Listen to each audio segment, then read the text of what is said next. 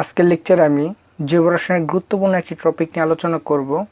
আর সেই টপিকটি হচ্ছে অ্যারোমেটিক যৌগ চেনার উপায়, মানে সহজে অ্যারোমেটিক যৌগ চিনব আজকে। তো অ্যারোমেটিক যৌগ চিনতে হলে আমাদের অবশ্যই জানতে হবে অ্যারোমেটিসিটিটা আসলে কি। তো অ্যারোমেটিসিটিটা হলো কোনো একটি অ্যারোমেটিক যৌগের বিশেষ বৈশিষ্ট্য। আর এই বিশেষ বৈশিষ্ট্য যদি কোনো একটি যৌগের মধ্যে থাকে, সেই যৌগটিকে আমরা কি মানে সেই যৌগটি আসলে অ্যারোমেটিক যৌগ বলা হয়। আর এই যে বৈশিষ্ট্যগুলোকেই বলা হয় অ্যারোমেটিসিটি কোনো একটা অ্যারোমেটিক যৌগের। তো এই অ্যারোমেটিক যৌগের যে অ্যারোমেটিসিটি আছে বা আমরা অ্যারোমেটিক যৌগ যে চিনব, তার জন্য বিজ্ঞানী হাকেল একটি নীতি প্রদর্শন করেছিল। আর সেই নীতিটি হলো যে কি 4n+2 সংখ্যক কি থাকবে, সঞ্চারণশীল পাই ইলেকট্রন থাকলে সেই যৌগটি কি অ্যারোমেটিক যৌগ। এখন সঞ্চারণশীল বলতে বোঝাচ্ছে যে একটি বেনজিন যদি আমরা চিত্র অঙ্কন করি, বেনজিনের মধ্যে এই যে পাই বন্ধনগুলি আছে, ঠিক আছে, এগুলি মানে মানে ঘুরবে, মানে ঘূর্ণনশীল হবে, ঠিক আছে, মানে একটি জায়গায় বসে থাকবে না, তো পুরো এই সার্কেলের মধ্যে ঘুরতে থাকবে। তার মানে কি সঞ্চারণশীল। তো সেটি বলেছে এই যে সঞ্চারণশীল যে পাই ইলেকট্রনগুলি আছে কি, এগুলি যদি কি 4n+2 সংখ্যক থাকে তাহলে কি সেগুলোকে কি বলছে অ্যারোমেটিক যৌগ। এবং n এর মান পূর্ণ সংখ্যা হলে, মানে n এর মান যদি 0 1 2 3 4 5 6 7 8 9ও আসে, যদি পূর্ণ সংখ্যা আসে, এই সংখ্যাগুলো আসলে সেটি হবে কি অ্যারোমেটিক যৌগ। তো 4n+2 সংখ্যক ইলেকট্রনের মধ্যে এই n এর মানটা যদি কি হয়, যদি পূর্ণ সংখ্যা হয় তাহলে সেটি কি অ্যারোমেটিক যৌগ। আর যদি n এর মানটা কি হয়, ফ্র্যাকশন হয়, মানে ভগ্নাংশ হয়, হাফ হয়, মানে 3/2 হয়, ঠিক আছে, এগুলো যদি হয়ে থাকে তাহলে এটা কিন্তু কি অ্যারোমেটিক যৌগ নয়। তো এটি সচরাচর বিভিন্ন অ্যাডমিশন টেস্টে এসে থাকে যে নিচের কোনটি অ্যারোমেটিক যৌগ কিংবা কোনটি অ্যারোমেটিক যৌগ নয়। তো তো সেটি আমরা তো এই সূত্র অনুসারে আমরা বের করতে পারি, তবে আমরা এই সূত্র অনুসারে বের করব না, আমরা শর্ট নিয়মে দেখব যে কীভাবে কি এই হাক্কেল নীতি ছাড়াও কীভাবে কি অ্যারোমেটিক যৌগ নির্ণয় করা যায় খুব সহজে। তো সেটি এখন আমরা দেখব। তার জন্য আমাদের একটি সূত্র জানতে হবে। সেই সূত্রটা আমি এখানে লিখব। এখানে সূত্রটা হচ্ছে, এখন আমরা যে শর্ট টেকনিকটি দেখব, শর্ট টেকনিক এটা কিন্তু আসলে আমরা মানে যদি আমরা বলি পরীক্ষায় কিন্তু আমরা ইউজ করতে পারবো না, আমরা রাফ ইউজ করতে পারবো, ঠিক আছে। আমরা 4n+2 সংখ্যক ইলেকট্রনই জানবো, বাট আমরা সেটি কি করব, এখন শর্ট নিয়মে বের করব। তো সহজ নিয়মটা হলো n = x-1/2 এই সূত্র অনুসারে। তো এখানে nটা কি, nটা হলো n এর মান যদি পূর্ণ সংখ্যা, আমরা একটু আগে বলছি পূর্ণ সংখ্যা কোনগুলো, পূর্ণ সংখ্যা আসে, মানে n = যে অ্যান্সার যে পূর্ণ সংখ্যা আসে, তাহলে সেই যৌগটি হবে অ্যারোমেটিক যৌগ যদি n এর মান কি পূর্ণ সংখ্যা আসে। এখন আমাদের তো এক্সট্রা চিনতে হবে, এক্সট্রা আসলে কি এখানে। তো এক্সট্রা হচ্ছে এখানে পাই বন্ধন বা কি দ্বিবন্ধন সংখ্যা।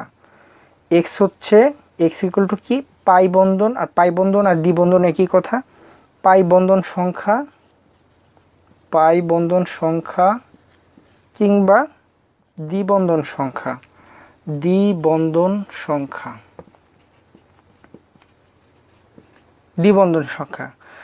আর তাহলে আমরা বুঝতে পারলাম এই সূত্রটা কি, n = x-1/2।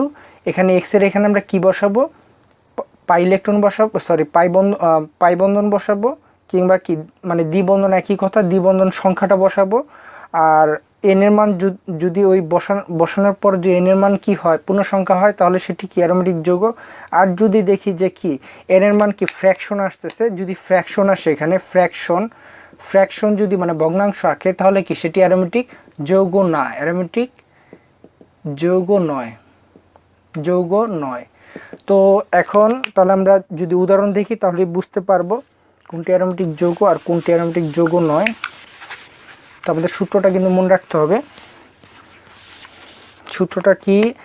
n = x - 1/2। তাহলে আমরা একটা যৌগ, প্রথমে বেনজিন। তো বেনজিনে আমরা কি জানি?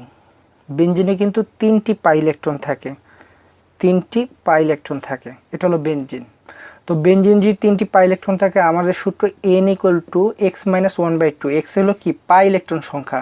তাহলে এখানে পাই ইলেকট্রন সংখ্যা কয়টা? 3টা। তাহলে এই 3 বসাইলাম, 1/2। তাহলে কত হয়? 2/2 = কত? 1। তাহলে এটা কি? পূর্ণ সংখ্যা আসছে। আর পূর্ণ সংখ্যা আসলে এটা কি? অ্যারোমেটিক যৌগ। আমরা বলছি যে n এর মান কি হয়? n এর মান যদি পূর্ণ সংখ্যা হয় তাহলে সেটি কি? অ্যারোমেটিক যৌগ। আচ্ছা, এবার আমরা দ্বিতীয় উদাহরণে যাই। দ্বিতীয় উদাহরণ হলো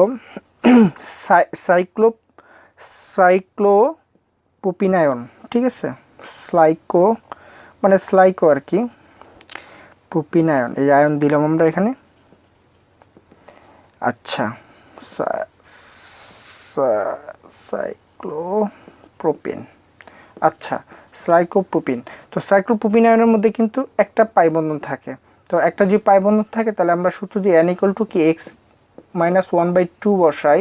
তাহলে কি?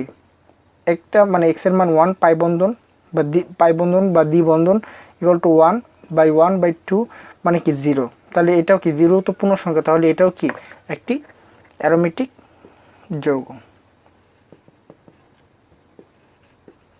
তাহলে আমরা কিন্তু সহজেই বুঝতে পারছি হাকেল নীতির যে 4n+2, ঠিক আছে, ওটা আমরা ডিরেক্টলি বের না করে, ওইভাবে না করে আমরা সহজ উপায়ে বের করব রাফে। কিন্তু এটা কিন্তু আমরা পরীক্ষা ইউজ করতে পারবো না। ডিরেক্ট যে বোর্ড পরীক্ষাগুলি হয় বা এসএসসি বা কলেজ পরীক্ষাগুলি হয় সেখানে কিন্তু আমরা এটা রাফে করতে পারবো। আর অ্যাডমিশন টেস্ট তো অবশ্যই রাফে করব আমরা। আর এভাবেই আমরা কি সহজে বের করতে পারবো। তো এবার আসি তৃতীয় উদাহরণে। তো এবার একটা উদাহরণ দেখি হলো কি, যদি ফিউরানের ক্ষেত্রে দেখি। তো ফিউরানের ক্ষেত্রে একটু ব্যাপারটা একটু জটিল না, এটা আজকে বুঝতে হবে আমাদের। এখানে পাই বন্ধন 2টা থাকে ফিউরান, মুক্ত জোড় ইলেকট্রন থাকে 2 জোড়া। এখন এটা মনে রাখতে হবে যে 2 জোড়া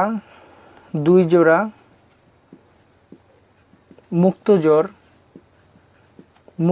জোড় = একটা মানে সমান একটা কি? পাই বন্ধন। এটা মনে রাখতে হবে। তো কি? ফিউরান, এটার নাম কি? ফিউরান। অক্সিজেন থাকে এই জন্য এটার নাম ফিউরান।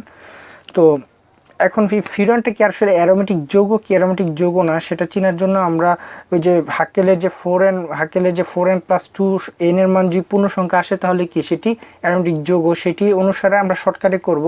তাহলে n = x এর মান মানে পাই বন্ধন। তাহলে আমরা পাই বন্ধন কয়টা আছে? একটা, দুইটা।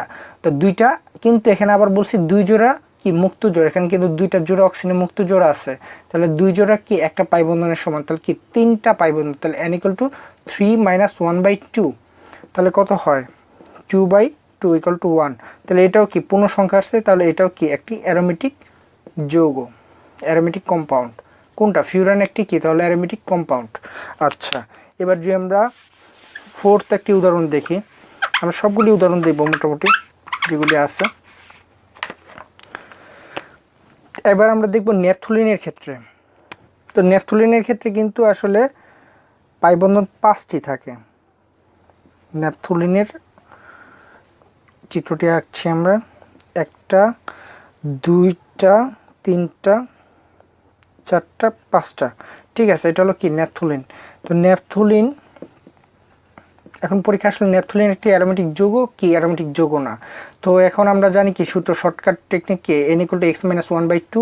তো x এর মানটা কি? পাই বন্ধন। তো পাই বন্ধন কয়টা আছে? 1টা, 2টা, 3টা, 4টা, 5টা।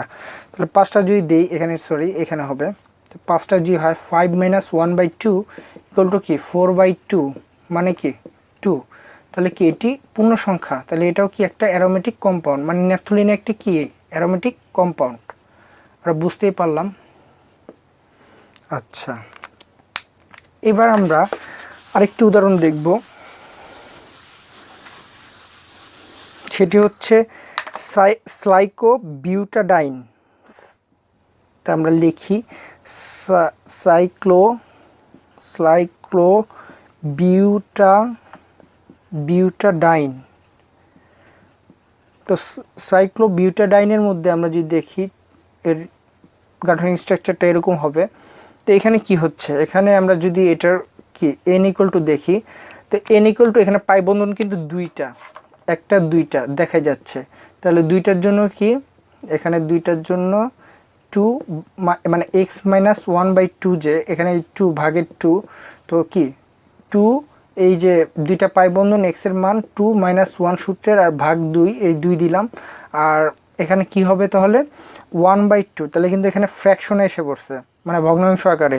তাহলে এটা কি আমরা জানি কি, যদি n এর মান কি ফ্র্যাকশন আসে তাহলে কি সেটি অ্যারোমেটিক যৌগ না, হাক্কেলের নীতি অনুসারে।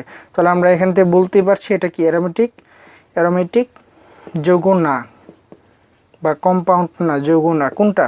সাইক্লোবিউটাডাইন। ঠিক আছে, এবার আমরা আরেকটি উদাহরণ দেখি। আমরা কিন্তু খুব শর্টকাটে কিন্তু কি হাক্কেলের নীতি অনুসারে আমরা শর্টকাটে কিন্তু আমরা খুব সহজেই কিন্তু কি আমরা অ্যারোমেটিক যৌগ কিনা সেটি দেখতে পাচ্ছি। তো এখন আমরা দেখব হলো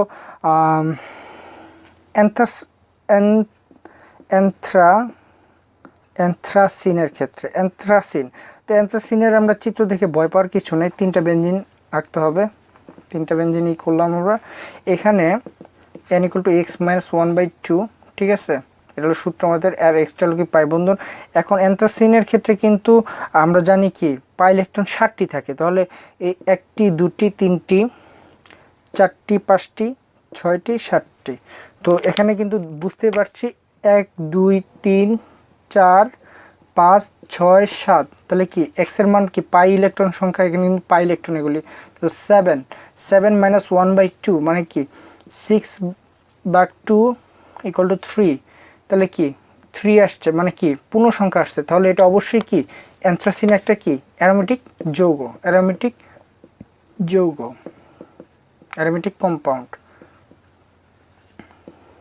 এবার আমরা দেখব আরেকটি ক্ষেত্রে, সেটি হলো সাইক্লো অক্টাটেট্রাইন। ঠিক আছে, সাইক্লো অক্টাটেট্রাইন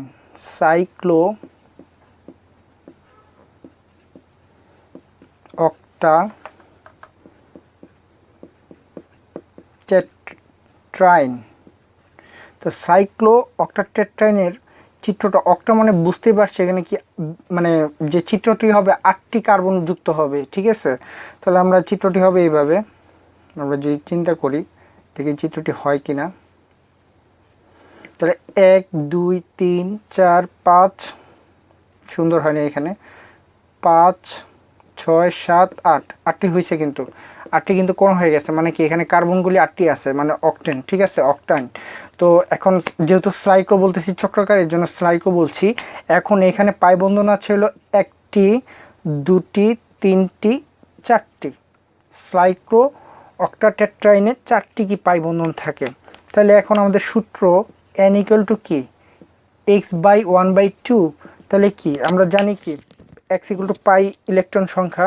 তো x = যে পাই বন্ধন সংখ্যা, তাহলে পাই বন্ধন এখানে কয়টি 1 2 3 4, তাহলে 4 - 2 ভাগ 2 = কত,